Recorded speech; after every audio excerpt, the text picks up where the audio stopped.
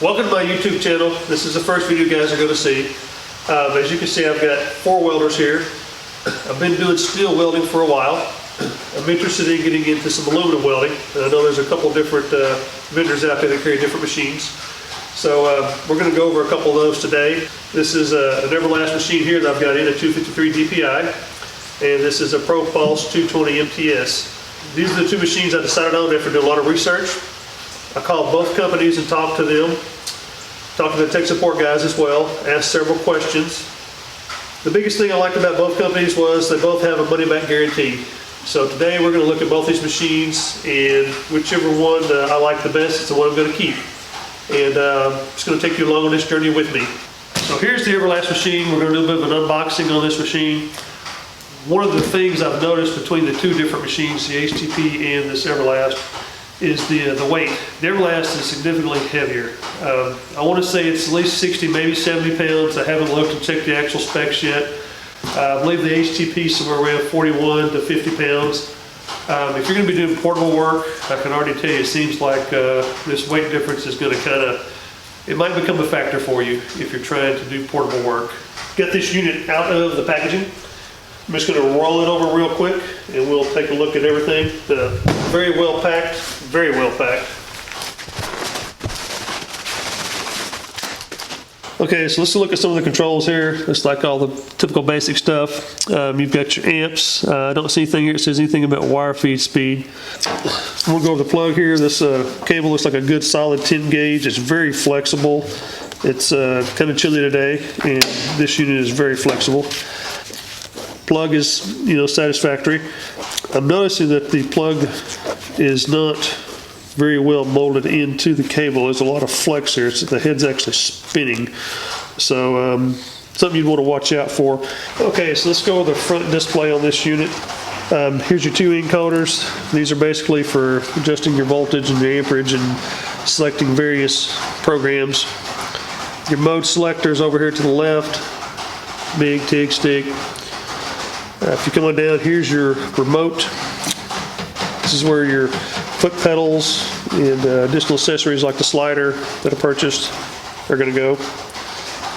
Standard Benzil style connector, same as on the Everlast. And this here in the front, this is the pigtail I mentioned earlier. This allows you to swap your polarity from positive to negative. This is on the outside of the machine. It's not inside the machine where the wire rolls are.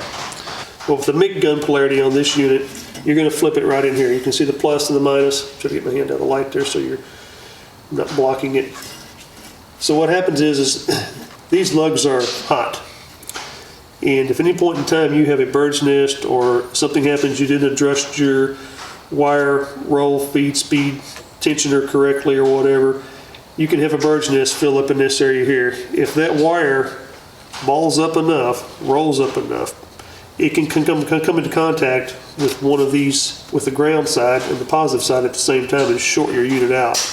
This appears to be a 4-drive system. We can open this up. Looks like all 4 drives are gear driven, all spin. This does appear to be a floating style. You can see that. It is a 4-drive system, and that is good. One thing you do typically see in the higher end models is separate pressure.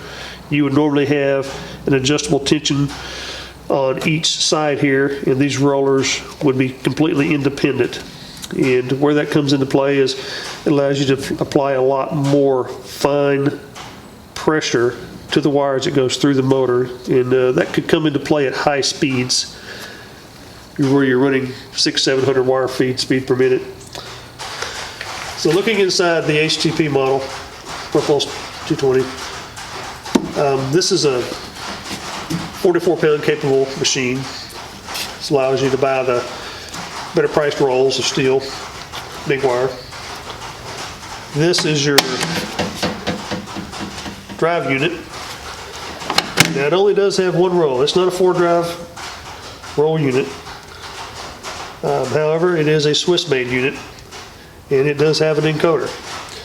The encoder is important because it actually allows your unit to measure the amount of wire and the wire feed speed per se going through it. And because it can do that, it can more accurately adjust wire feed speed.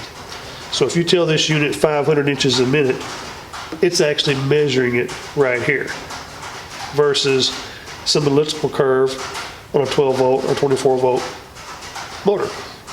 So that's pretty neat. That's a pretty cool feature. Close this up. And if you notice, it's pretty clean inside here. There's no polarity reversal, no hot lugs with inside the unit.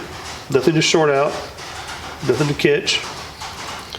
So I'm going to show you a few teaser pictures here. And if you hang around, we'll go a little more deeper into the board designs, the cooling, and some other things. We'll probably even do some welds with this.